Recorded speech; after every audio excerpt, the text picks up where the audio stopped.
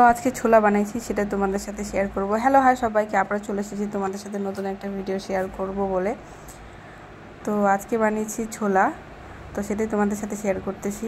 তো প্রেশার কুকারে হচ্ছে সারা রাত ছোলাগুলোকে প্রথমে রাত্রে ভিজিয়ে রেখেছিলাম।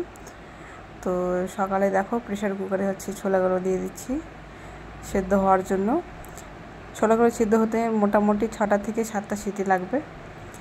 তো আমি 6 থেকে 7টা সিটি দিয়ে দিব, দিয়ে তারপর কিন্তু ঠান্ডা হতে রেখে দেব যতক্ষণ না সিটিটা থেমে যাচ্ছে।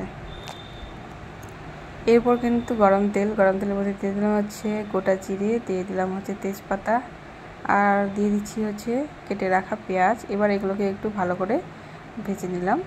একটু যখন লাল হয়ে আসবে তার মধ্যে দিয়ে দিলাম হচ্ছে রসুন বাটা, আদা বাটা, আর হচ্ছে লঙ্কা কুচি। এবার দিলাম লবণ, দিয়ে দিলাম লবণ হলুদ দিয়ে আবারও লাল করে ভেজে নেব।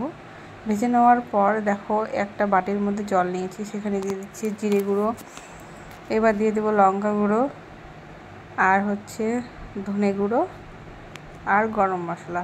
এবার এগুলোকে কিন্তু ভালো করে ঘুলিয়ে সাইডে রেখে দেব মোটামুটি 5 থেকে 7 মিনিটের মতো।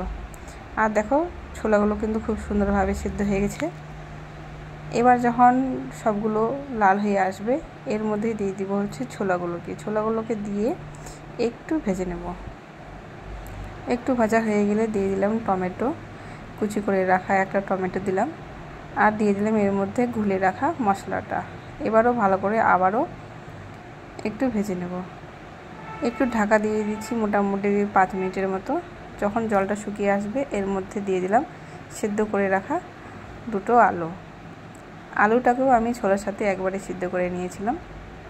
এবার কিন্তু ভালো করে আবারও সুন্দর করে কষে নেব। দেখো ছোলাটা কিন্তু ভাজাই করব, সেজন্য কিন্তু খুব ভালো করে ভেজে নিচ্ছি।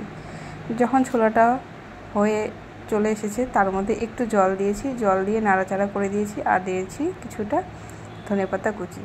তো দেখো আমার হচ্ছে ছোলা কমপ্লিট। কেমন হয়েছে তোমরা নিশ্চয়ই জানাবে। ভালো লাগলে লাইক, কমেন্ট, একটা শেয়ার করে দিও। আবারও আসবো অন্য কোনো ভিডিও।